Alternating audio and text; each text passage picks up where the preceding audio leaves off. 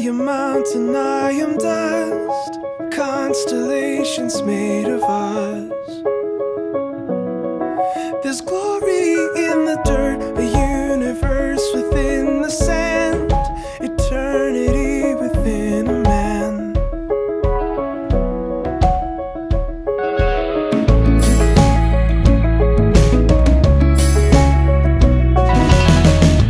We are ocean, we are mist, brilliant fools who wound and kiss. There's beauty in the dirt, wandering in skin and soul, searching, longing for a home.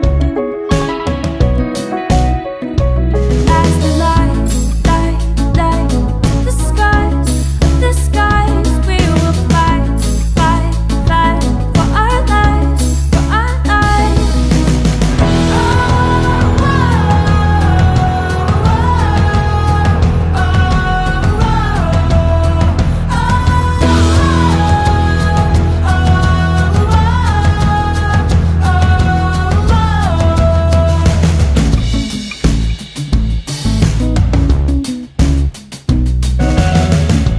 I am mountain, I am dust, constellations made of us. There's mystery in the dirt, the metaphors are breaking down. We taste the wind inside a sound.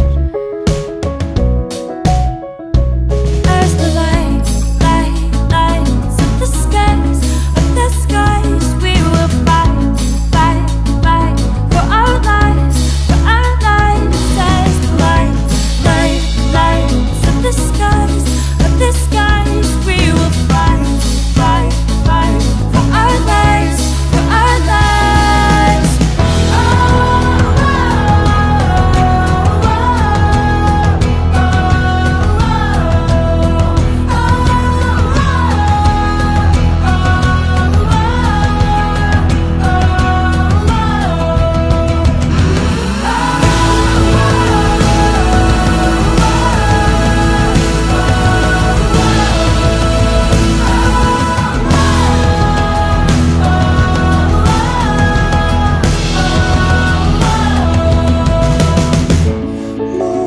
Momentary, carving stories from the ashes, filled with Holy Ghost. Life is here now, breathe it all in, let it all go.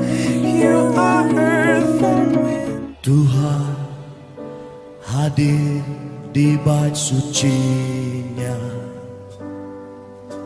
Tuhan ada di tahtanya. Kami bawa korban pujian bagi Yesus buat kasih-Nya. Ku rasakan kehadiran-Nya. Ku dengar suara berseru, anak domba yang dikorbankan, layak untuk terima pujian. Nyanyi haleluya, haleluya, haleluya. Nyanyi haleluya, haleluya, haleluya.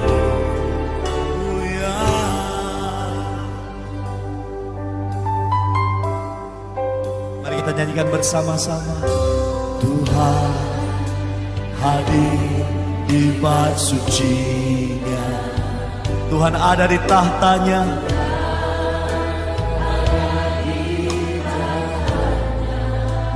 Mari bawa korban pujian. Bawa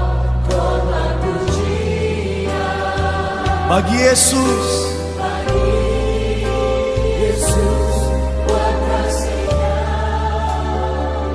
ku rasakan hadirat-Mu Tuhan.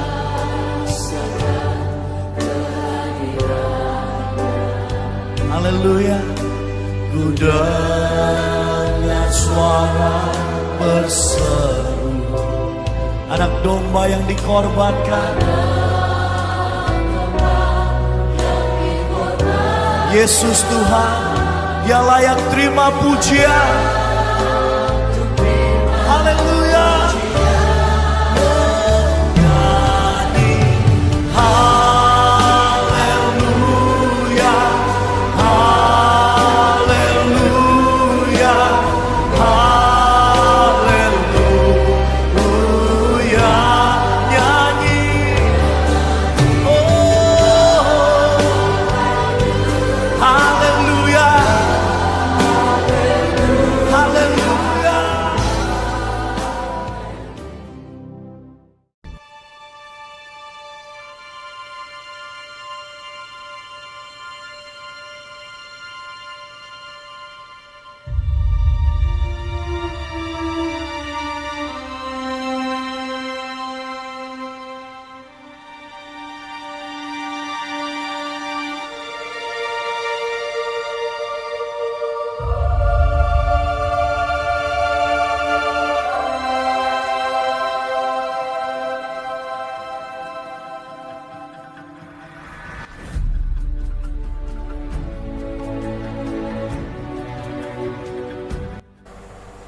Ketika kita bangun pagi, di pagi hari, kita tetap menghidup udara yang segar.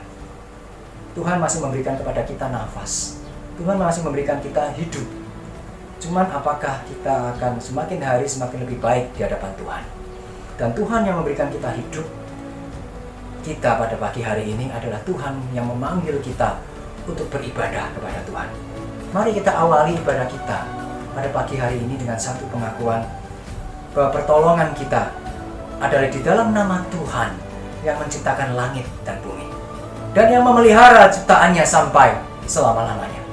Turunlah atas kita sekalian anugerah dan damai sejahtera dari Allah Bapa kita dan Tuhan kita Yesus Kristus serta dalam persekutuan Roh Kudus. Amin.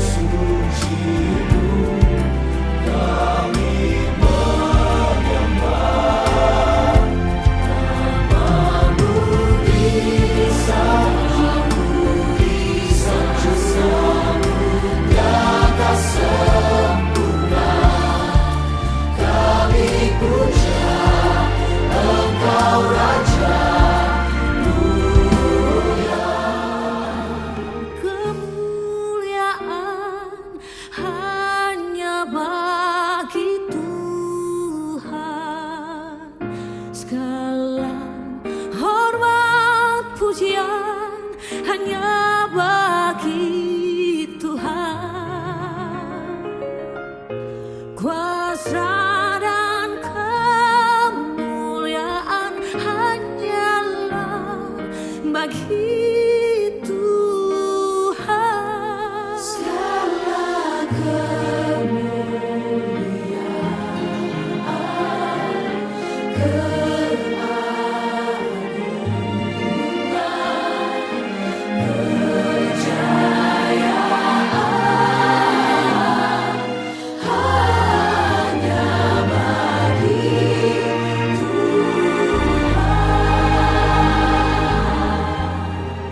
kita bersama-sama menundukkan kepala untuk datang kepada Tuhan, mengakui segala dosa dan kesalahan kita. Mari kita berdoa. Bapa yang Maha Agung, yang Maha Pemurah, terima kasih Tuhan atas hidup yang Tuhan berikan kami pada pagi hari dan panggilan ibadah untuk kami boleh beribadah. Tetapi ampuni kami Tuhan, kami melihat kami menjadi orang-orang yang sama hari lepas hari, orang-orang yang penuh dengan dosa, orang-orang yang penuh dengan kesalahan. Kami datang dengan perasaan malu karena minggu lalu Tuhan sudah memberikan satu firman kepada kami untuk kami taati, tetapi seringkali kami gagal di dalam ketaatan itu. Berikan kami sekali lagi kekuatan, kesadaran untuk kami menjadi anak-anak Tuhan yang setiap hari lebih baik hari lepas hari. Ajar kami Tuhan untuk hidup seturut kehendak Tuhan. Berikan kami kekuatan, berikan kami hikmat untuk kami mentaati kehendak Tuhan. Dalam nama Tuhan kami Yesus Kristus kami berdoa dan mengucap syukur. Amin. Berita anugerah pada pagi hari ini diambil dari surat Petrus yang kedua, pasal pertama ayat 3-4. Karena kuasa ilahinya telah menganugerahkan kepada kita segala sesuatu yang berguna untuk hidup yang saleh, oleh pengenalan kita akan Dia, yang telah memanggil kita oleh kuasa-Nya yang mulia dan ajaib. Dengan jalan itu Ia telah menganugerahkan kepada kita janji-janji yang berharga dan yang sangat besar, supaya olehnya kamu boleh mengambil bagian dalam kodrat ilahi dan luput dari hawa nafsu duniawi yang membinasakan dunia.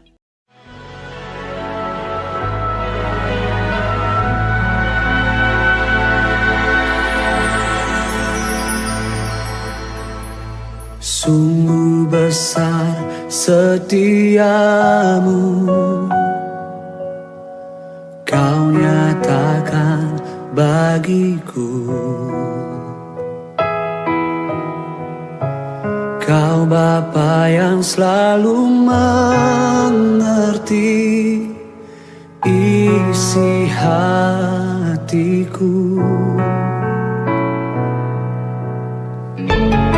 Kemuliaan-Mu Kau janjikan, aku tetap percaya, ku percaya janji-Mu ajaib terukir dalam kehidupanku. Ku berserah di dalam kekuatan-Mu, ku percaya.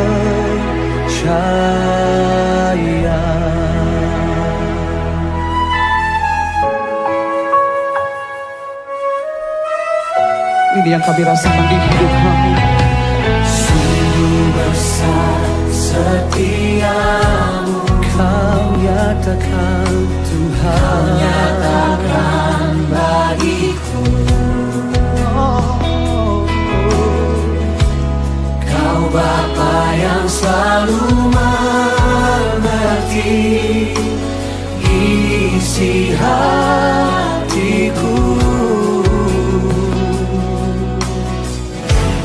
Kemuliaan-Mu Kau janjikan, aku tetap percaya, ku percaya janji-Mu ajaib terukir dalam kehidupanku.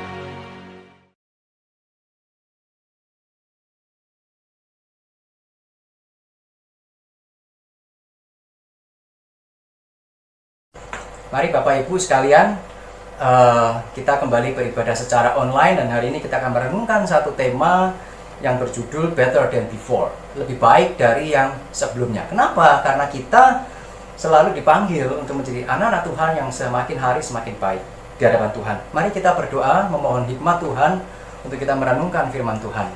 Mari kita berdoa. Bapa kelas surga yang mulia, terima kasih atas anugerah Tuhan yang telah Tuhan karuniakan bagi kami, sehingga kami boleh beribadah secara online pada pagi hari ini. Kiranya Tuhan terus memberikan kami hikmat, memberikan kami kekuatan di dalam setiap hari-hari kami, sehingga kami boleh semakin dibentuk oleh firman Tuhan.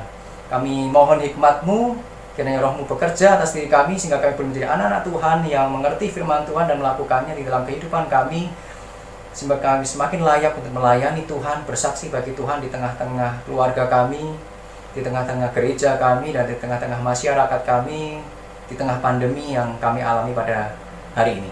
Kami serahkan seluruh diri kami, berikan kami kekuatan, berikan kami hikmat, baik bagi hamba-Mu yang akan memberitakan dan bagi kami yang mendengarkan dan merenungkannya. Kami serahkan seluruh perenungan kami ke dalam tangan Tuhan. Dalam nama Tuhan Yesus Kristus kami berdoa, kami mengucap syukur. Amin. Hari ini kita akan merenungkan satu bagian firman Tuhan yang terambil dari surat 2 Petrus yang pertama, ayat ketiga sampai yang ke-8. Mari kita baca bersama-sama 2 Petrus 1 ayat 3 sampai yang ke-8. Karena kuasa ilahinya telah menganugerahkan kepada kita segala sesuatu yang berguna untuk hidup yang saleh oleh pengenalan kita akan Dia, yang telah memanggil kita oleh kuasanya yang mulia dan ajaib. Dengan jalan itu Ia telah menganugerahkan kepada kita janji-janji yang berharga dan yang sangat besar, supaya olehnya kamu boleh mengambil bagian dalam kodrat ilahi dan luput dari hawa nafsu duniawi yang membinasakan dunia. Justru karena itu kamu harus dengan sungguh-sungguh berusaha untuk menambahkan kepada imanmu kebajikan, dan kepada kebajikan pengetahuan, dan kepada pengetahuan penguasaan diri, kepada penguasaan diri ketekunan, dan kepada ketekunan kesalehan, dan kepada kesalehan kasih akan saudara-saudara, dan kepada kasih akan saudara-saudara kasih akan semua orang. Sebab apabila semuanya itu ada padamu dengan berlimpah-limpah, kamu akan dibuatnya menjadi giat dan berhasil dalam pengenalanmu akan Yesus Kristus, Tuhan kita. Bapak Ibu sekalian yang dikasihi Tuhan Yesus Kristus, kita mungkin, saya tidak tahu, sebagian dari kita mungkin pernah mendengar sebuah lagu yang dirilis tahun 85, begitu. Sekitar bulan Oktober, tepatnya 25 Oktober 85, lagu itu berjudul Tomorrow Will Be Better. Lagu ini awalnya secara original ditulis di dalam bahasa Mandarin yang berjudul Ming Tian Wei Keng Hao. Ya, artinya sama dengan bahasa Inggrisnya, hari esok akan menjadi lebih baik. Lagu ini menariknya dinyanyikan oleh 60 orang penyanyi sekaligus. Lagu ini kira-kira mengatakan bahwa dunia ini terus berputar tanpa henti. Hari kemarin penuh dengan penderitaannya sendiri, kesulitan dan air mata. Tetapi mari kita berjuang dengan antusias untuk menyambut hari esok yang lebih baik. Di dalam bahasa Inggrisnya dikatakan, dalam satu liriknya dikatakan, when you wake up in the morning, when you haven't started to think, there's a whole brand new day, open wide and waiting for you. Ketika engkau bangun pagi di pagi hari, ketika engkau belum mulai untuk berpikir, ada sebuah hari yang baru yang terbuka lebar untuk dan menunggumu untuk dijalani. Tetapi pada masa sekarang ini, ketika saya berpikir, ketika saya bangun pagi, apa yang kita pikirkan? Masih PSBB, masih pada masa pandemi. Sejak kita beribadah secara konvensional yang terakhir, sebelum masa stay at home, saya ingat itu tanggal 15 Maret 2020, hingga ibadah online hari ini 24 Mei 2020 sudah lebih dari 2 bulan. Apa yang kita lihat? Sebagian kita mayoritas melihat area yang dibatasi dengan keempat tembok rumah kita. Sebagian besar kita bisa keluar rumah, tetapi sebagian besar waktu kita habiskan di rumah. Sebagian kita melihat usaha-usaha kita mulai sepi. Secara jasmani barangkali kesibukan kita berkurang, tetapi secara pikiran kita lelah memikirkan hari esok. Apakah hari esok masih akan seperti ini terus? Sampai kapan kita akan bertahan? Keresahan ditambah kebosanan, apa yang diserang? Salah satunya adalah kesabaran kita. Kasih kita terhadap sesama. Karakter kita didorong hingga batas-batas kita. Saya pernah membaca sebuah berita bahwa kasus perceraian di Wuhan meningkat setelah lockdown dilonggarkan. Kenapa? Karena ketika masa lockdown yang terjadi adalah argumentasi yang meningkat. Kemudian pertengkaran yang meningkat. Ketika seseorang merasa pikirannya buntu, dia melemparkan pada tanggung jawabnya pada pasangannya. Kenapa engkau tidak membantu aku? Pikir dong. Pikiran pasangannya juga mengalami kebuntuan yang sama, merasa ini bukan tanggung jawab pribadinya saja, maka yang dirasakan adalah ketidakadilan. Semua merasa pribadi, merasa menjadi korban dari kondisi yang tidak mengenakan, dan merasa saya berhak untuk dilayani oleh pihak yang lain. Krisis benar-benar membuka siapa diri kita. Karakter kita didorong hingga batas kesabaran. Mungkin secara ekonomi ketika lockdown dibuka akan lebih baik. Ekonomi berjalan, tetapi secara rumah tangga tidak berjalan demikian.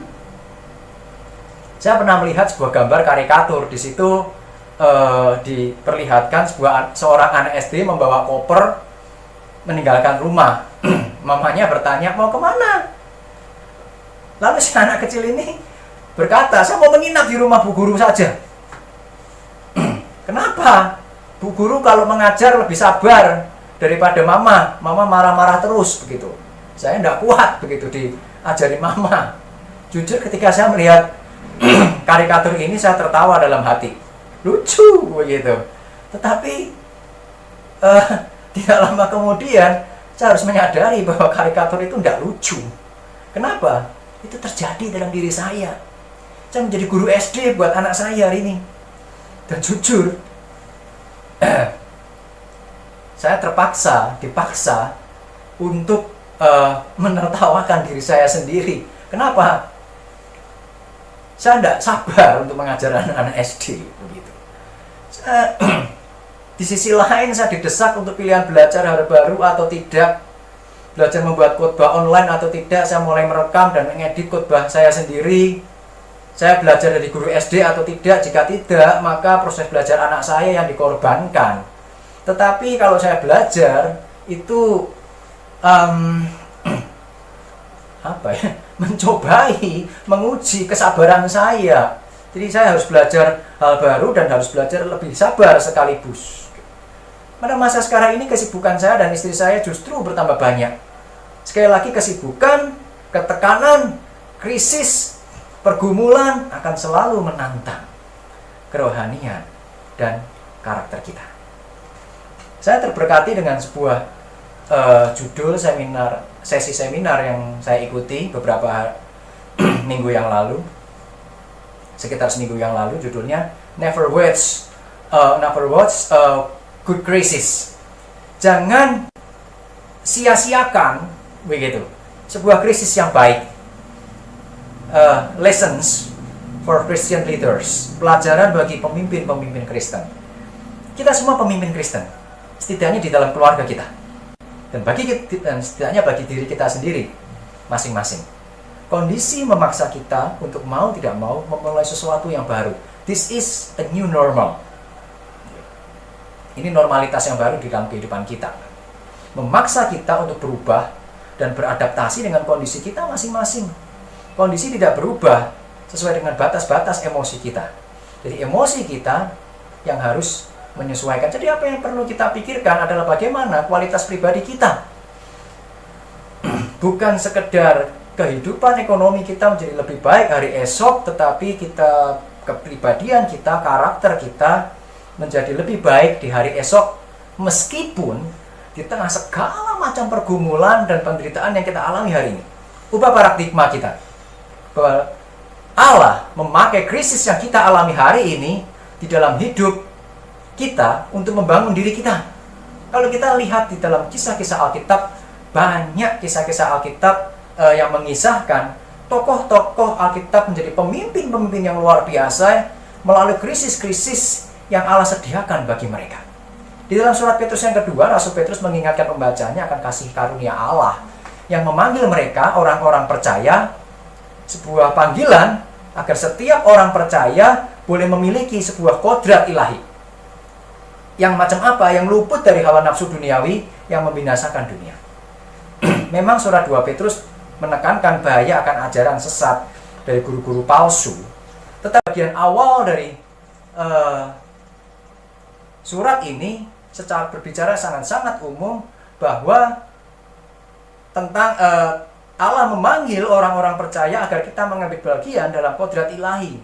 Keselamatan yang Allah kerjakan bukan sekedar masalah kita beroleh hidup kekal, selamat nanti kita masuk surga, bukan sekedar itu. Ya, itu akibat nanti yang kita akan miliki. Itu bonus. Kalau hal tujuan keselamatan hanya kita masuk surga dan kita sudah mendapatkan keselamatan itu, apalagi karena keselamatan tidak bisa hilang, bagaimana kita menjalani sebuah penantian antara hidup kita dan nanti sebelum kita masuk ke surga kelak. Keselamatan bukan sekedar membawa kita pada kehidupan yang kekal, tetapi yang terpenting adalah bahwa keselamatan itu membawa kita mengambil bagian di dalam kodrat ilahi. Tujuan keselamatan pertama-tama adalah pemulihan relasi antara Allah dan ciptaan. Kemudian melalui pemulihan relasi antara Allah dan ciptaan itu, orang-orang percaya juga mengalami dan mengusahakan sebuah pemulihan relasi dengan ciptaan lainnya, dengan sesama kita dan bahkan dengan alam. Salah satu tujuannya agar kita semakin layak untuk melayani Tuhan, semakin layak menjadi saksi-saksi Tuhan. Apakah ketika kita berelasi dengan sesama pulih, berarti kita juga harus masuk ke dalam pergaulan yang salah?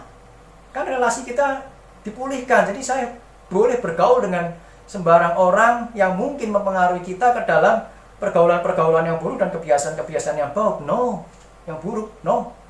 1 Korintus 15 ayat 33 mengatakan, janganlah kamu sesat. Pergaulan yang buruk merusakkan kebiasaan yang baik. Pemulihan relasi dengan sesama bukan berarti kita bergaul di dalam segala pergaulan yang rusak. Tetapi pemulihan relasi dengan sesama berarti meletakkan relasi kita yang seharusnya dengan sesama di dalam terang Allah. Dulu kita bersekutu dengan iblis, hamba dosa. Ketika relasi kita dipulihkan, maka kita tetap berelasi dengan berurusan dengan iblis. Jangan kira tidak loh. Setelah relasi kita dipulihkan dengan Tuhan, kita tetap berelasi dengan iblis, kita tetap berelasi dengan dosa.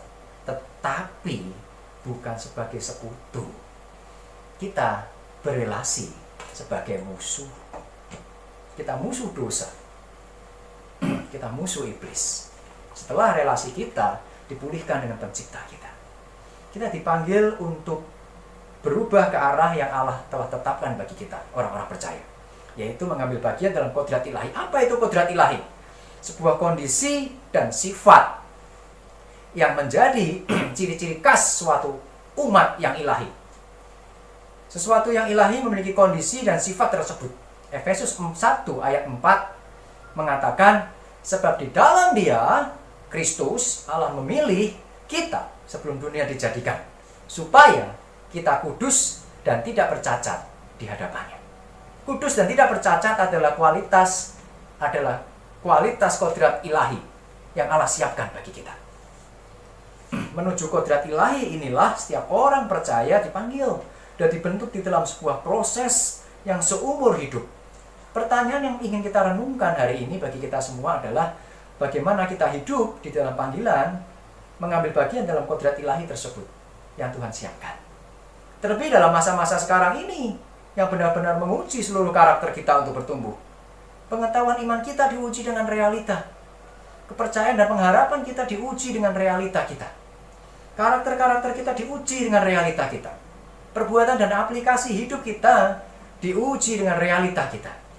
Realita global yang hari ini kita semua alami. Cuman permasalahannya, kita seringkali gagal di dalam menjalani hari-hari kita. Bukannya bertumbuh, bukannya menjadi kesaksian, kita justru menjadi batu sandungan buat keluarga kita, buat anak kita. Jadi kok kayak gini sih, nggak sabar. Kalau kita berusaha dengan kemampuan diri kita sendiri yang cenderung berdosa dan lemah, kita tidak akan mampu. Menuju kehendak Allah harus bersandar pada Tuhan. Allah sudah memberikan kita sebuah modal dasar di dalam diri kita, di dalam Kristus. Melalui karya Roh Kudus di dalam diri kita, janji Allah kepada orang percaya digenapi, bahwa kita diberikan hati yang baru, yang taat kepada Tuhan. Yehezkiel 36, 26-27. Kristus sudah menebus dan membebaskan kita dari dosa, maka oleh karya Roh Kudus, kita diberikan satu kemampuan untuk melawan dosa itu. Dan oleh karena Roh Kudus yang tinggal di dalam hati kita, kita sekarang mampu diberikan kekuatan, dorongan untuk menjalani dan melakukan apa yang menjadi bagian kita. Rasul Petrus menegaskan, justru karena itu, 2 Petrus 1 ayat 5, karena apa? Karena kita telah dipanggil untuk ikut ambil bagian di dalam kodrat ilahi yang terluput dari hawa nafsu duniawi yang membinasakan dunia. Maka Rasul Petrus menasehatkan kita untuk berusaha menambahkan dan selalu menambahkan pada setiap hal yang Tuhan sudah limpahkan kepada kita. Selanjutnya di dalam 2 Petrus 1 ayat yang ke-5 sampai ke-8 ke-7, di situ Petrus menasihatkan bagaimana kita memperjuangkan karakter ilahi itu. Oleh karena janji Allah memberikan kita kelepasan dan kedamaian dari dosa dan hawa nafsu duniawi, maka kita harus bersungguh-sungguh berusaha. Ibarat kita mencari sebuah pekerjaan atau mencari beasiswa, ketika kita melihat ada prospek, ada janji yang diberikan pekerjaan dan beasiswa, apa yang kita lakukan? Kita berusaha untuk memenuhi persyaratan, memperoleh pekerjaan dan beasiswa itu, bukan? Dan yang lebih menarik lagi, pihak yang memberi pekerjaan dan beasiswa memberikan pelatihan agar kita dapat memenuhi persyaratan yang ditetapkan. Itulah Allah kita. Dia tidak hanya memberikan janji, tetapi Dia memberikan roh dan hati yang baru dalam hati kita. Dia mengirimkan Roh Kudus dalam hati kita, tinggal dan bekerja di dalam hati kita. Jadi tidak ada alasan bagi kita untuk pasif dan tidak berusaha. Sebaliknya, kita harus berusaha dengan sungguh-sungguh untuk menambahkan kepada imanmu kebajikan dan kepada kebajikan, pengetahuan dan seterusnya. Mari kita lihat satu persatu. Tambahkan kepada imanmu kebajikan. Hal yang pertama kita miliki dari Allah ketika Allah memberikan roh dan hati yang baru dalam diri kita adalah iman kepada Kristus. Bukan karena kita punya iman, maka Roh Kudus tinggal diam di dalam diri kita. Tetapi kebalik, karena Roh Kudus diam tinggal di dalam diri kita, maka kita memiliki iman yang menuntun kepada iman yang semakin dewasa. Roma 1 ayat yang ke-17. Kita dinasihatkan menambahkan iman kita itu sebuah kebajikan. Apa itu kebajikan?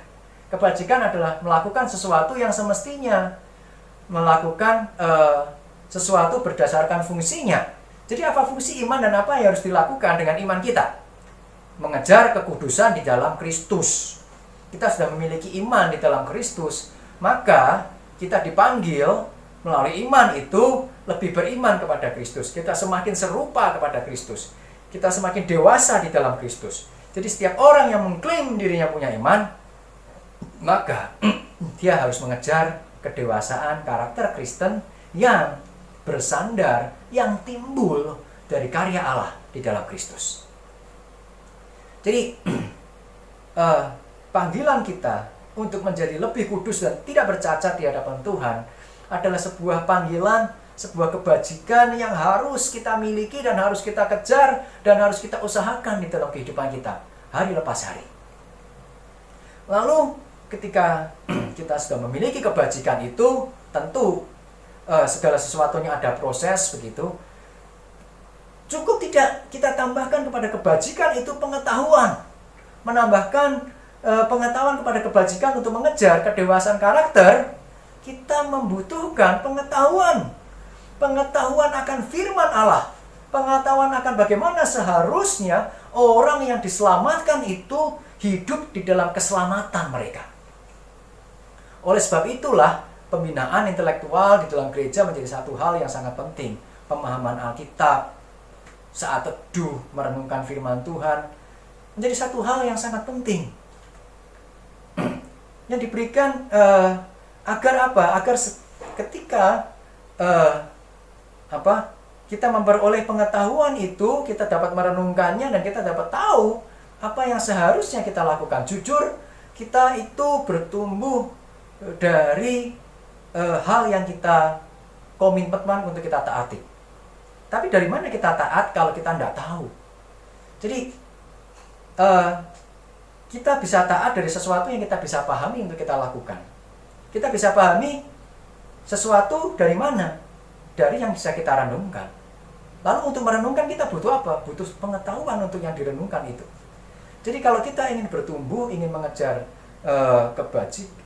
menghidupi kebajikan kita, mengejar pertumbuhan yang lebih baik dari kerohanian kita, yang kita harus menambahkan pengetahuan. Lalu setelah kita punya pengetahuan, apa yang harus kita tambahkan? Petrus mengatakan, tambahkanlah penguasaan diri. Mengapa penguasaan diri itu perlu? Kadang pengetahuan itu menegur kita dengan keras. Kita perlu menguasai diri untuk rendah hati, sabar, lambat untuk marah, mengoreksi diri, dan memperbaiki diri. Setelah kita memiliki pengetahuan, kita tahu apa yang boleh. Penguasaan diri juga tidak boleh pilih-pilih. Yang enak saya taati, yang nggak enak nanti dulu. Atau bahkan mungkin itu sesuatu yang salah, kita anggap salah.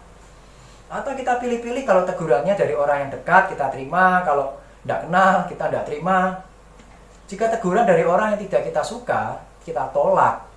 Masalahnya kebenaran adalah kebenaran, meskipun disampaikan oleh siapapun. Yang penting sesuai dengan firman Tuhan atau tidak. Di lain pihak, ada kalanya pengetahuan memberikan kita wawasan dan perintah baru. Maka kita harus menguasai diri kita untuk mentaatinya. Saya harus sabar, saya harus melakukan ini, saya harus melayani, saya harus mandiri. Tapi ada kemalasan dari mereka, agak keogahan, ada keengganan. Maka mari kita menguasai diri kita untuk apa? Ikut ambil bagian di dalam pelayanan, untuk ambil bagian di dalam kesaksian, dan seterusnya. Lalu setelah kita memperoleh menambahkan penguasaan diri dalam diri kita, apa yang perlu ditambahkan lagi? Rasul Petrus mengatakan, tambahkanlah ketekunan. Setelah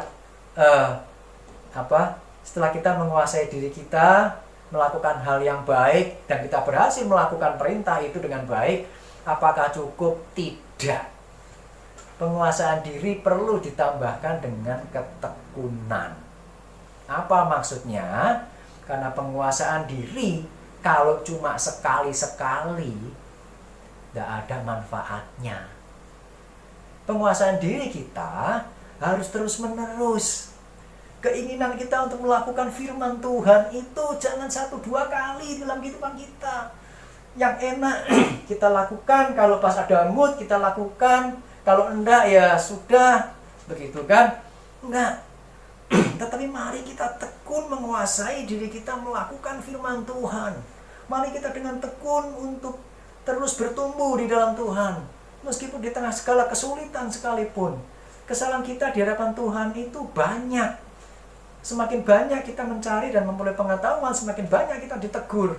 Jadi kalau kita menguasai diri cuma 1 kali, tidak memberikan manfaat yang besar. Kita itu perlu latihan berkali-kali. Tidak cukup 1 kali. situasinya ganti pun seringkali kita gagal di dalam melakukan firman Tuhan gara-gara situasinya ganti meskipun perintahnya mungkin sama. Lalu setelah kita menambahkan ketekunan di dalam penguasaan diri kita, apakah cukup? Enggak loh. Diminta menambahkan kesalehan hidup. Jadi apa yang kita perlu praktekkan dalam kehidupan kita setiap hari dimanapun kita berada? Iman tanpa perbuatan adalah mati. Iman yang sejati membawa kita pada perbuatan yang didorong sesuai iman itu di dalam Kristus. Jadi nyatakan segala komitmen kita untuk memperbarui diri kita, untuk menjadikan kita pribadi yang lebih baik itu di dalam tindakan-tindakan ketaatan. Jangan sekedar niat. Tidak ada, yang penting memang punya niat itu bagus. Tetapi Yakobus mengatakan iman tanpa perbuatan adalah mati. Jadi setiap niat yang kita punya, kita lakukan di dalam kehidupan kita. Kita usahakan. Lalu setelah kita punya kesalehan, kita menambahkan kesalehan, kita ada niat, kita mau melakukan perbuatan, dilakukan kepada siapa? Petrus mengatakan, tambahkan kepada kesalehan itu kasih kepada akan saudara-saudara. Tentu maksudnya di sini adalah saudara-saudara seiman. Pak, kalau gitu kita harus pilih-pilih dong. Yang tidak seiman ntar dulu, yang seiman dulu yang diurusi. Kita akan sampai ke situ. Tetapi satu hal adalah kesalehan itu, kasih itu butuh objek. Tidak bisa saya kasih, tetapi tidak ada pihak lain yang dikasihi. Ketika Allah Tritunggal belum menjadikan manusia, apakah Allah bisa mengasihi? Bisa, karena dia Tritunggal. Dia mengasihi pribadi-pribadi Allah Tritunggal yang lainnya. Jadi kasih itu selalu membutuhkan objek. Jadi Allah tidak butuh manusia untuk dia bisa mengasihi, karena dia bisa mengasihi Allah pribadi Allah Tritunggal lainnya. Tetapi kita bukan Allah Tritunggal, kita butuh objek untuk dikasihi. Jadi harus ada pihak lain, orang yang menerima perbuatan kita. Jadi kita belajar mengampuni, maka harus ada, kita diperhadapkan dengan musuh dan kekecewaan terlebih dahulu. Kenapa? Kalau tidak begitu kita tidak akan belajar mengampuni, ya tidak ada yang diampuni, tidak ada musuhnya. Jadi bagaimana kita mempraktekkan kesalahan-kesalahan kita itu? Pertama, praktekkan kesalahan-kesalahan itu kepada saudara-saudara seiman lebih dulu. Bukan berarti pilih-pilih, tetapi saudara seiman kita adalah tempat kita untuk melatih kesalehan kita. Jadi ketika kita gagal, ketika kita salah mempraktekkan kesalehan kita, saudara seiman kita tahu ini kita sedang ngapain. Kita sedang berusaha mempraktekkan kesalehan. Jadi saudara seiman kita mampu melihat kita yang keliru berbuat baik, keliru di dalam melakukan perbuatan-perbuatan yang sesuai dengan firman Tuhan. Dia bisa menganalisa dengan firman Tuhan. Dia bisa mengoreksi kita. Dia bisa menolong kita untuk memperbaikinya. Kenapa? Karena satu, saudara seiman punya dasar firman yang sama dengan kita, punya standar ukur yang sama dengan kita untuk menilai. Jadi dia adalah mereka adalah sosok orang-orang yang tepat untuk mengkoreksi kita, menunjukkan kepada kita kesalahan apa, dan menunjukkan kepada kita, ini loh firman Tuhan yang betul bicara demikian. Kalau kita langsung mempraktekkan dengan kita bicara kronologis, langsung mempraktekkan berhadapan dengan orang-orang yang tidak seiman, kita langsung jadi batu sandungan. Jadi itu maksudnya.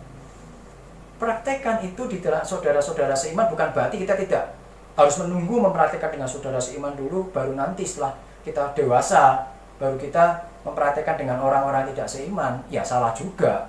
Tetapi jadikan mereka orang-orang di dalam keluarga kita, gereja kita, partner di dalam kita bertumbuh. Setelah itu tambahkan itu kasih akan saudara-saudara dengan kasih akan semua orang. Jadi setelah kita Allah itu kasih Allah adalah kasih yang selalu ingin memperluas jangkauan kasihnya. Allah merasa ingin lebih mengasihi lagi di luar mengasihi pribadi Allah Tritunggal. Dia menciptakan manusia untuk apa? Menjadi objek kasih. Kasih Allah adalah kasih yang selalu memperluas jangkauan kasihnya. Ingin mengasihi lebih dan ingin mengasihi lebih lagi. Kita sebagai umat Allah yang memperluas jangkauan kasihnya, mari kita meneladani sikap itu, memahami karakter itu, agar kita memiliki sebuah karakter kasih yang ingin kita perluas jangkauan kasih kita. Kita tidak cukup mengasihi keluarga kita. Kita tidak cukup mengasihi teman-teman saudara seiman kita. Kita ingin mengasihi lebih. Kita ingin mengasihi semua orang. Bahkan firman Tuhan, Yesus pun mengatakan, kasihilah musuhmu. Berdoalah bagi mereka yang menganiaya kamu. Jadi diperluas, bukan sekedar saudara iman, saudara seiman, tetapi juga semua orang, bukan sekedar semua orang yang baik, semua orang yang memusuhi kita sekalipun harus menjadi objek kasih kita. Kenapa? Karena itu adalah kasih Allah yang sejati, kasih yang mengasihi kita ketika kita masih menjadi musuh Allah. Maka kita pun dipanggil dengan kasih yang sama untuk mengasihi musuh-musuh kita.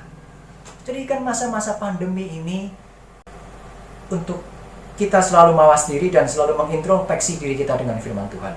Tenggelamkan kita dengan firman Tuhan, renungkan, jadikan keluarga kecil kita itu menjadi satu objek kasih kita, menjadi objek kesalehan hidup kita, untuk kita taat akan firman Tuhan. Ini saatnya bagi kita untuk mempraktekkan segala macam teori yang mungkin kita pernah peroleh di dalam pembinaan di dalam gereja kita, maupun di dalam perenungan pribadi kita. Jangan termakan dengan emosi yang tidak sehat, yang selalu menantang kita. Semakin tantangan itu kuat, semakin seharusnya perbekalan kita untuk menghadapi tantangan itu semakin kuat. Kalau saya menghadapi 2 macam tes pelajaran, saya tidak akan belajar 1 pelajaran. Saya akan belajar 2 pelajaran. Kenapa? Pembelajaran saya disesuaikan dengan tantangan saya. Ketika tantangan hari ini menjadi berat, maka kita butuh belajar lebih banyak. Kita butuh firman Tuhan lebih banyak. Kita butuh mengintrospeksi diri banyak. Kita lebih banyak bergantung kepada Tuhan. Dan berusaha membangun diri kita, memuridkan diri kita dan memuridkan orang lain, terutama keluarga kita di dalam kebenaran.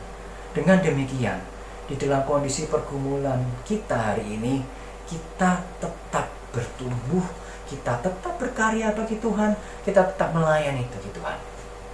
We will better than before, day by day. Kita akan menjadi orang-orang Kristen yang lebih baik dan lebih dewasa di dalam Tuhan dibandingkan dengan hari-hari yang telah berlalu. Meskipun kita di dalam kesulitan sekalipun. Jangan lelah untuk berusaha, bergantung pada Tuhan, melatih diri, menambahkan hal-hal baik yang firman Tuhan nasihatkan kepada kita hari lepas hari. Mari kita berdoa. Bapa surga yang mulia, terima kasih Tuhan. Kami sadar kami ditantang karakter kami hari lepas hari. Kami sadar hidup kami sedang mengalami begitu banyak pergumulan. Kami merasa menjadi korban, tetapi ajar kami Tuhan untuk terus bergantung pada Tuhan dan terus menjadi berkat bagi orang lain. Ubah hidup kami di tengah kondisi kami yang tidak baik sekalipun. Jadikan krisis ini menjadi satu momen untuk kami lebih dekat kepada Tuhan dan kami berlatih untuk menjadi orang-orang Kristen yang lebih baik, sehingga ketika pandemi ini berakhir, kami menjadi orang-orang yang lebih layak melayani Tuhan dan bersaksi bagi Tuhan di hadapan sesama kami.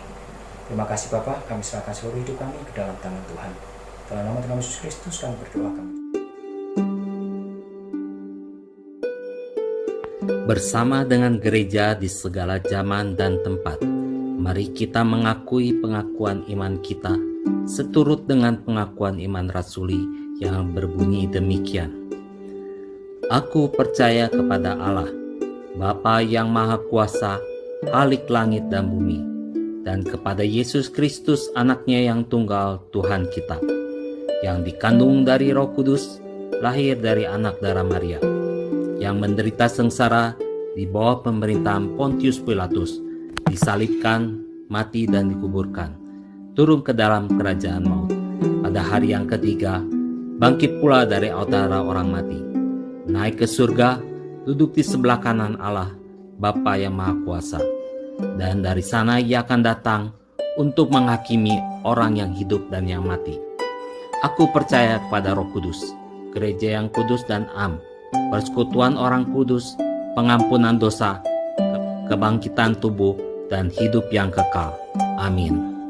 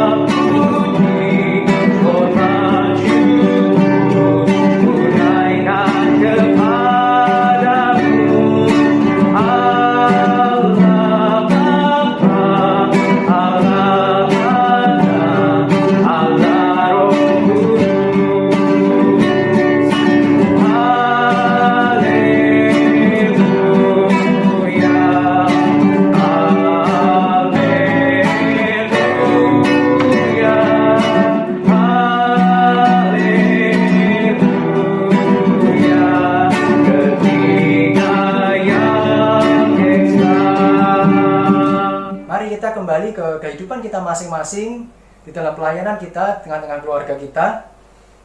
Jadikan setiap hari kita, waktu kita menjadi satu momen untuk kita menjadi lebih baik pribadi yang lebih baik di dalam Tuhan dibanding hari-hari yang sebelumnya. Mari kita pulang dengan membawa berkat yang daripada Tuhan. Tuhan memberkati kita dan melindungi kita. Tuhan menyinari kita dengan wajah-Nya dan memberi kita kasih karunia. Tuhan menghadapkan wajah-Nya kepada kita dan memberi kita damai sejahtera. Amin.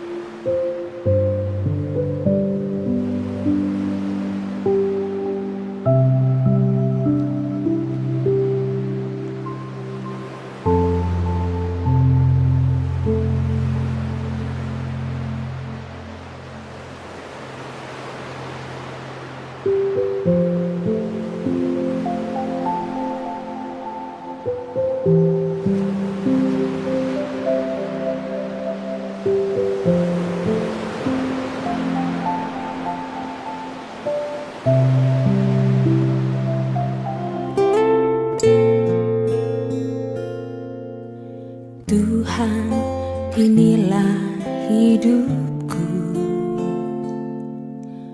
Ku serahkan padamu segala cita-citaku, masa depanku menjadi milikmu. Jadikan kami terangmu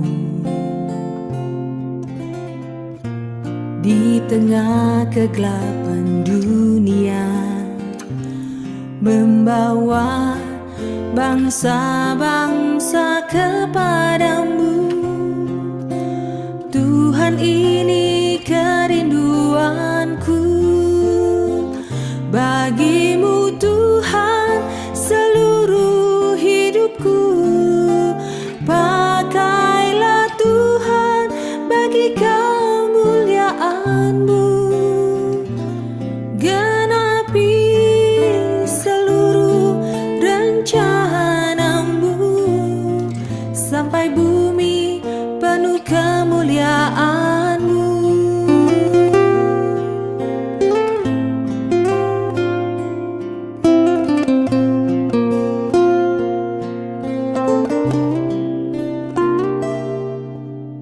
Tuhan, inilah hidupku.